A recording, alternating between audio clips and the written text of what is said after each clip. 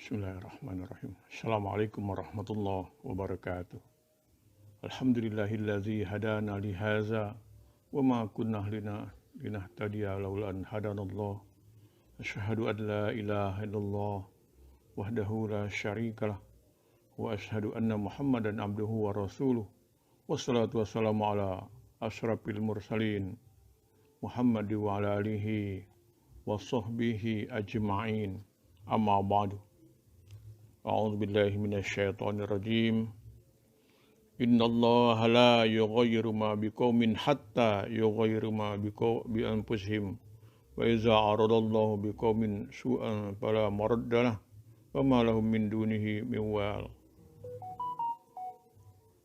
Qala aidan wa'tasimu bihablillahi jami'an wa la tafarraqu wazkuru ni'matallahi 'alaikum idz kuntum a'da'a fa'alafa baina qulubikum fasbahtum bi ni'matihi ikhwana wa kuntum ala safa hubratim minan nar fa'anqadzakum minha kadzalika yubayyinullahu lakum ayatihi la'allakum tahtadun. Shadaqallahul azim. Sahabat pendengar yang berbahagia, hari ini tanggal 15 Juni 2021. Artinya kita memperingati atau mengadakan milad ke-42 Universitas Muhammadiyah Palembang. Tentu kita sudah mengalami berbagai macam perubahan di masa-masa 42 tahun itu. Oleh karena itu, pada kesempatan ini tentu kita patut bersyukur kepada Allah SWT. Oleh karena itu juga pada kesempatan ini saya akan mengupas sedikit tentang pentingnya perubahan atau perubahan sebuah keharusan. Sahabat pendengar yang berbahagia, tadi saya membacakan surat Ar-Ra'd ayat 11. Sesungguhnya Allah tidak mengubah keadaan sesuatu kaum sehingga mereka mengubah keadaan yang ada pada diri mereka sendiri. Dan apabila Allah menghendaki keburukan terhadap sesuatu kaum, maka tak ada yang dapat menolaknya. Dan sekali-kali tidak ada pelindung bagi mereka selain Allah. Sahabat pendengar yang berbahagia, ayat ini menjelaskan pentingnya sebuah perubahan dalam kehidupan pribadi maupun umat ataupun organisasi. Tanpa perubahan kehidupan pasti akan mati atau minimal tidak akan berkembang. Yang demikian ini adalah salah satu sunatullah di muka bumi ini. Oleh karena itu Allah tegaskan dalam firman-Nya sehingga mereka mengubah keadaan yang ada pada diri mereka sendiri. Sekali lagi ayat ini merupakan peringatan bagi siapapun yang tidak tunduk kepada sunatullah atau hukum ketetapan Allah di muka bumi ini. Kondisi satu umat akan tergantung pada perilaku umat itu sendiri. Selama mereka enggan berubah, baik perilaku maupun kewajibannya, maka Allah pun tidak akan berkehendak untuk mengubahnya.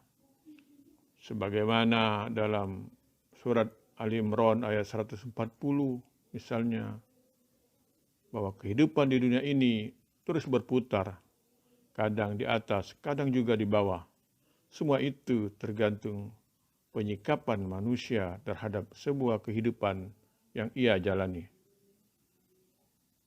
Selama manusia itu tidak mau berusaha mengubah diri dari suatu kondisi, maka Allah pun tidak akan memberikan perubahan terhadapnya. Syed Qutb dalam tafsirnya Fi Zilal Quran mengatakan bahwa ayat tadi begitu jelas, tidak perlu sebuah penafsiran, di mana kehendak Allah terhadap apa yang terjadi pada suatu umat tergantung pada perilaku umat itu sendiri.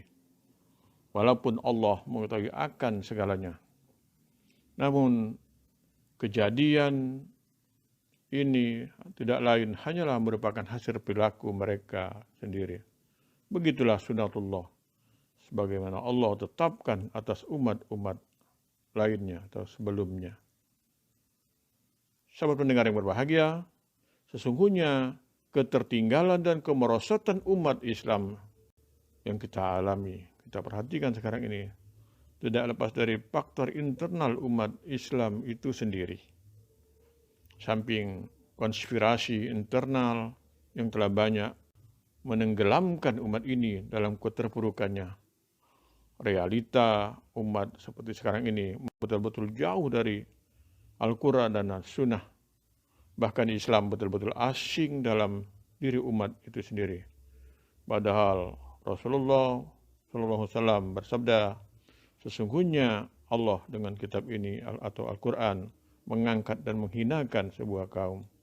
Oleh karena itu, mari kita perhatikan ada 3 pilar agar umat ini bisa bangkit kembali, bangun dari keterpurukannya. Mari kita menyiapkan universitas kita ini dengan pertama adalah terpenuhinya SDM yang betul-betul cerminan dari ketangguhan, keimanan yang benar. SDM sangat penting bagi pengembangan umat ataupun bagi pengembangan sebuah organisasi seperti universitas yang kita cintai ini. Keimanan yang mampu melahirkan energi yang dapat membangkitkan dan mampu memberi kontribusi nyata dalam kehidupan real umat. Yang kedua, melakukan hijrah, terutama hijrah non-fisik, karena kenyataannya banyak di antara umat Islam yang masih terjerumus atau terpesona dalam kubangan pemikiran, tradisi lama, tradisi leluhur kita, atau budaya barat. Mereka inilah yang harus segera bertobat dan hijrah kepada ajaran Islam secara total. Sebagaimana dalam surat Al-Baqarah, atau dijelaskan dalam surat Al-Baqarah ayat 208. Hijrah ini tidak lain adalah sebuah perubahan yang akan memberikan keberlangsungan hidup bagi umat untuk selalu bergerak dinamis dan berkembang dalam mengemban risalah Islam. Yang ketiga, jihad dengan segala arti dan pemahaman yang terkandung di dalamnya. Dengan ruh jihad, eksistensi dan gengsi umat akan terjaga. Jihad yang kita maksudkan adalah jihad dengan pengertian yang sangat luas, menyangkut semua sendi kehidupan umat. Oleh karena itu, jihad merupakan teknologi Islam yang akan memberikan hasil produksi dalam kondisi damai dan pertahanan dalam kondisi perang.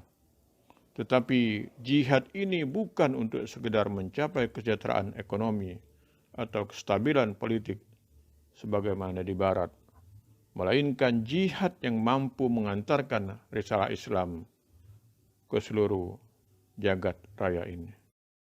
Sahabat pendengar yang berbahagia, ada beberapa sarana yang harus dipenuhi agar umat atau sebuah organisasi ini mampu berubah dalam waktu tertentu. Pertama adalah adanya ilmu pengetahuan dan pendidikan yang bermutu. Kita perhatikan dalam surat Al-Alaq ayat 1-5 dan Al-Fat ayat 29.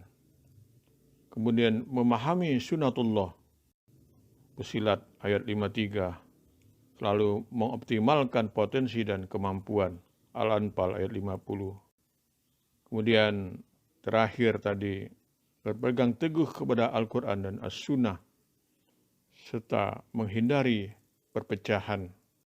Tadi saya bacakan pada Muqaddimah tadi, dalam surat Al-Imran ayat 103. Pendengar yang berbahagia, Ini saja tentu yang dapat saya sampaikan pada kesempatan ini. Mari kita kembangkan universitas yang kita cintai ini. Mudah-mudahan di masa-masa yang datang, selamat Milad Universitas Muhammadiyah Palembang ke-42. Nasr minallah wa fathun qarib. Wassalamualaikum warahmatullahi wabarakatuh.